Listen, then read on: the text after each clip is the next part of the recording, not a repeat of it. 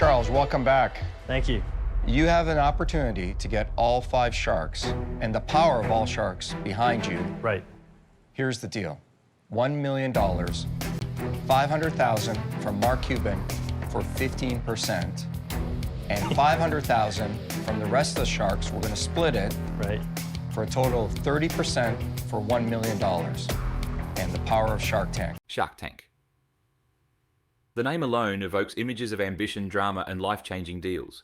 It's a stage where entrepreneurs lay their dreams bare and where seasoned investors like Mark Cuban and Kevin O'Leary decide their fate.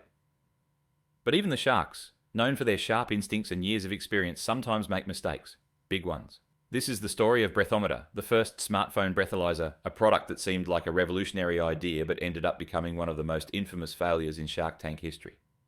Welcome to Capital Chronicles, where we aim to dive deep into the stories that define the world of business, both the triumphs and the stumbles. Our goal is simple: to educate and inform. Through short, engaging case studies like this one, we're peeling back the layers of companies, products, and decisions that have left their mark on the business world. Whether it's uncovering what makes a startup succeed or analysing how a billion-dollar idea went belly up, Capital Chronicles is here to help you understand the lessons behind the headlines. If you love exploring the dynamics of business, the strategies of companies, and the stories of those who dared to dream big, then this is the channel for you. It was 2013, season 5 of Shark Tank. Charles Michael Yim, a confident, polished entrepreneur, walked into the tank with a smile that said, "I've got this." Yim wasn't just selling a product, he was selling a vision. He introduced the sharks to Breathometer, a small device that plugged into your smartphone and acted as a portable breathalyzer. The pitch was perfect. Ever had one too many drinks at a party and wondered if you were safe to drive? Yim asked. So you know how it goes. You eat some food, you have some drinks. Before you know it, the night's over and it's time to go home. And the most important question is, are you safe to drive? With Breathometer, you can find out instantly, and if you're not good to drive, the app can even call you a cab. Who would want to carry one of these bulky old breathalyzers around? So that's why I created Breathometer, the world's first smartphone breathalyzer. The sharks were hooked. Drunk driving kills thousands of people every year. Breathometer promised to be a game changer, a life-saving device that could fit in your pocket. But it wasn't just the idea that won the sharks over, it was Charles himself. Charles Yim wasn't your average entrepreneur. He'd already built and sold a company in just 18 months. He was charming, articulate, and, most importantly, confident. Friends, having some champagne. Would anyone care for a glass? Yes, please. Sure. Thank you, senor. Charles, what should we toast to? Pitching to the sharks. To you, Charles. Thank you. Mark Cuban, the tech billionaire, was intrigued by the sensor technology. 99? Can we see it? Yes. I'm a big fan of the sensor business. I've got a company, Motion Loft. We're all about sensors, and I think that's the future of technology. Kevin O'Leary, always cautious about numbers, liked that Yim had already raised $500,000 from angel investors. So I started off with the first initial $50,000. I've already raised $500,000 in total from angels. Laurie Greiner saw its potential for retail, while Damon John and Robert Herjavec recognized its marketability. By the end of his pitch, Charles achieved the impossible. All 5 sharks, yes, all of them, decided to invest. 5 sharks and the power of all sharks behind you. Right. The deal, $1 million for 30% equity. $500,000 from Mark Cuban for 15%, and $500,000 from the rest of the sharks. We're going to split it Right. for a total of 30% for $1 million. And alone contributed $500,000. It was a Shark Tank fairy tale, or so it seemed. After the episode aired, things moved fast. Sales skyrocketed. Breathometer made over $1 million in just 3 months. The company seemed unstoppable. Yim was everywhere, giving interviews, attending events, and rubbing shoulders with the who's who of Silicon Valley. He became the poster boy for Shark Tank success. But behind the scenes, cracks were starting to show. Breathometer had promised a lot. The product was marketed as law enforcement grade, claiming incredible accuracy, but as customers started using it, complaints began to pour in. The readings were inconsistent, the app was buggy, and in some cases, the device didn't work at all. Imagine buying a breathalyzer thinking it's going to keep you safe, only for it to give you a false reading. The stakes couldn't be higher. And the Federal Trade Commission noticed. In 2017, the FTC launched an investigation into Breathometer. The found wasn't pretty. The company had exaggerated its claims, saying the product was FDA approved and government grade. None of that was true.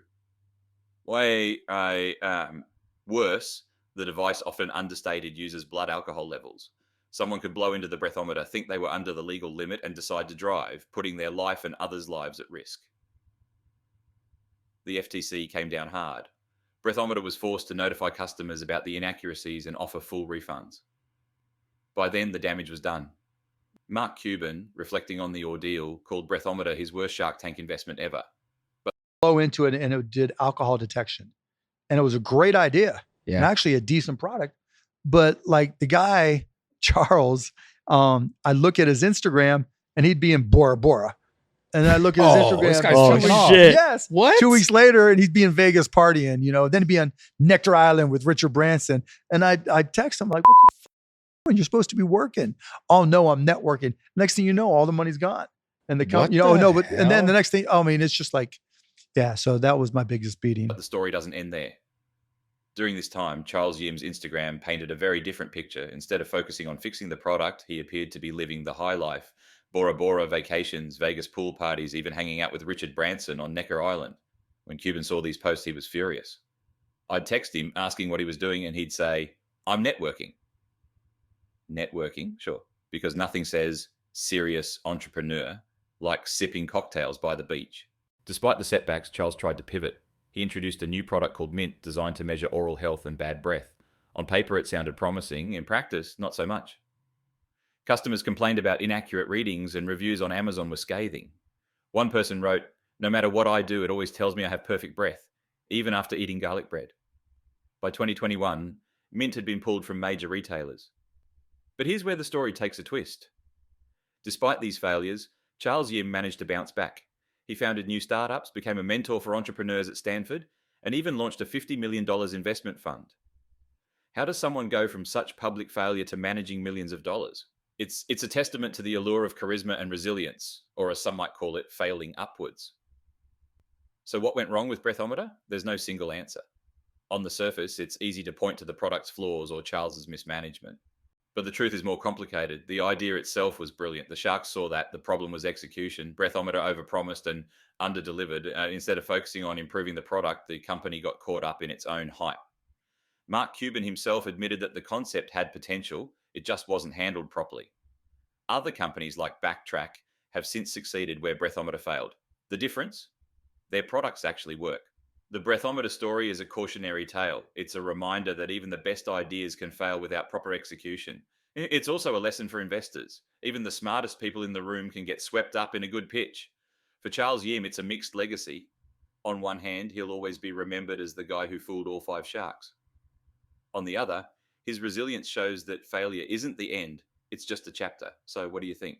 Was Charles Yim a visionary who got in over his head, or was he just a slick salesman who bit off more than he could chew? One thing's for sure, the Breathometer saga will go down as one of the most memorable stories in Shark Tank history. Let us know your thoughts in the comments below.